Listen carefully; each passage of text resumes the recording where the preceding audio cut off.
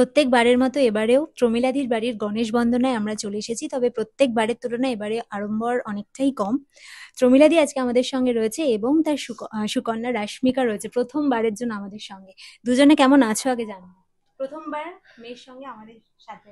তোমাদের সাথে প্রথম না, ও এসছে আমার সাথে, আগে করেছে মানে এই গণেশ পুজোতে। আম, আছি কিরম থাকা উচিত, মানে শারীরিক ভাবে হয়তো আমরা ভালোই আছি। হ্যাঁ, ভালো থাকতে হবে আমাদের প্রত্যেককে।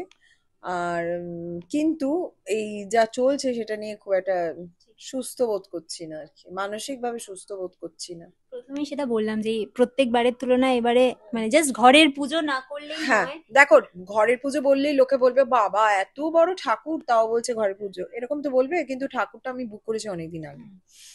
সুতরাং কিন্তু যেই অনুযায়ী আমি ডেকোরেশন করি সেই অনুযায়ী কিছু করি, জাস্ট একটা স্ক্রিন করেছি।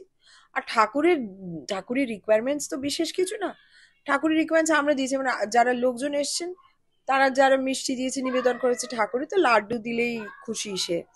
এই লাড্ডু আর একটু মোদক, তারপরে একটু ঠাকুরের যে ভোগ হয়, আমাদের বাঙালি ভোগ দিয়েছি, খিচুড়ি, ভাজা, পায়েস, আর ধরো আর হচ্ছে তোমার এই নারকেলি পোলাও বলে একটা মিষ্টি ভোগ আর কি, সেটা নারকেল দিয়ে গুড় দিয়ে এটা করা, এই এই মিষ্টি সেটাই।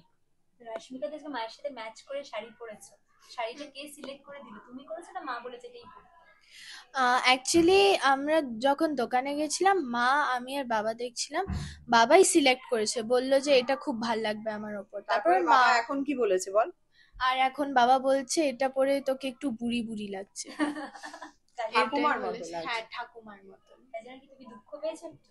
না, আমি এত দুঃখ পাই না বাবার শাড়ি কি কথায়। পরা নিজে শিখে গেছো না মা এখনো পরিয়ে দেয়? মা পরিয়ে মা দেয়। পরিয়ে দেয় না? মা তো আজকে একটু ব্যস্ত ছিল, বাড়ির পুজোতে নানা রকম কাজ থাকে, তার মধ্যেও আর ও আমাকে বায়না ধরেছে সাদা শাড়ি লাল পাড়, আমি বারণ করেছিলাম এসব শাড়ি টাড়ি পরিস না এখন, বলেছিলাম চুড়িদার পর, নর্মাল থাক।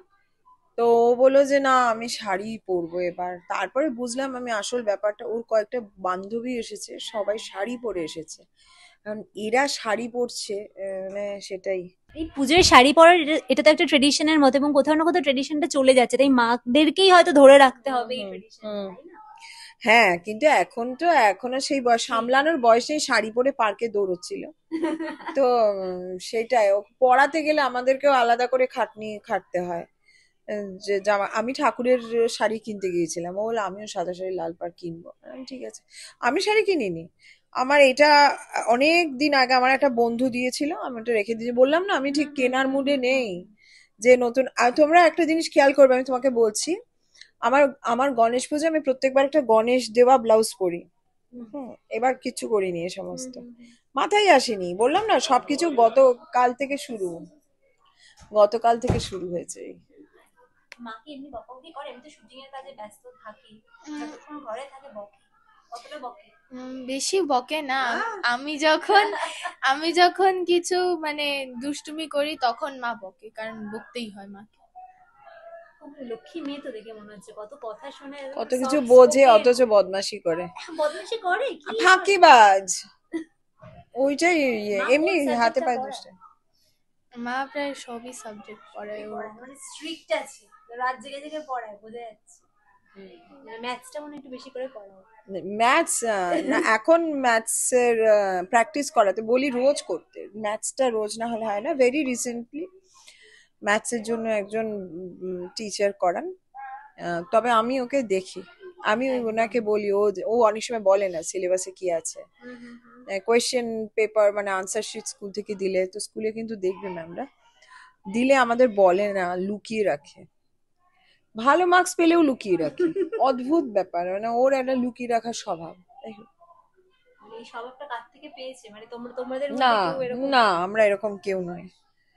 আমাদের সময় না মা বাবারাও তো মার্কস দেখতোই না, কবে পরীক্ষা হচ্ছে জানতেই পারতো না। আমরা তো রোজ আমাকে ট্র্যাকে রাখতে হয় সারাক্ষণ ধরে, কি চলছে পরীক্ষা, কি হচ্ছে, না হলে হয় না। এখন যুগটা বদলে গেছে, অনেক কম্পিটিশন, ঠিক ঠিক করতে হবে এই। একদম। এবং যেভাবে পরিস্থিতি এগোচ্ছে, কবে যে সবকিছু ঠিক হবে সেটাও বলা যাচ্ছে না। হ্যাঁ, মানে সত্যি ওই বলছিলামই যে ভালো লাগছে না ভেতর থেকে, একটা আমাদের প্রত্যেকের ভেতরেই জ্বলছে একটা যেন, মীমাংসা হবে কিনা, সত্যি মীমাংসা হবে কিনা আশা করছি হবে, হওয়াটা উচিত। কলিযুগ, ঘোর কলি নেমে গেছে না।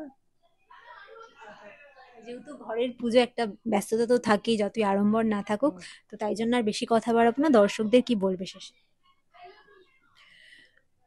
আমি তো দেখো প্রার্থনা করেছি সকলে ঠাকুরের কাছে, নিশ্চয়ই মীমাংসা হবে। আপনারা সবাই প্রার্থনা করুন। প্রার্থনা থেকেও বড় এখন যেন নিজেদেরকে মাঠে নেমে লড়াইটা করেই নিতে হবে। কি করে করব আমরা জানি না, কিন্তু সবাই আমরা তো রাস্তায় নেমেছি। দেখা যাক, নিশ্চয়ই একটু মীমাংসা হবে, এইটুকুই বলবো। তুমি কিছু বলবে দর্শকদের? উম, আমি বলতে চাই যাতে আমরা, মা যেমন বললো, we need justice for this.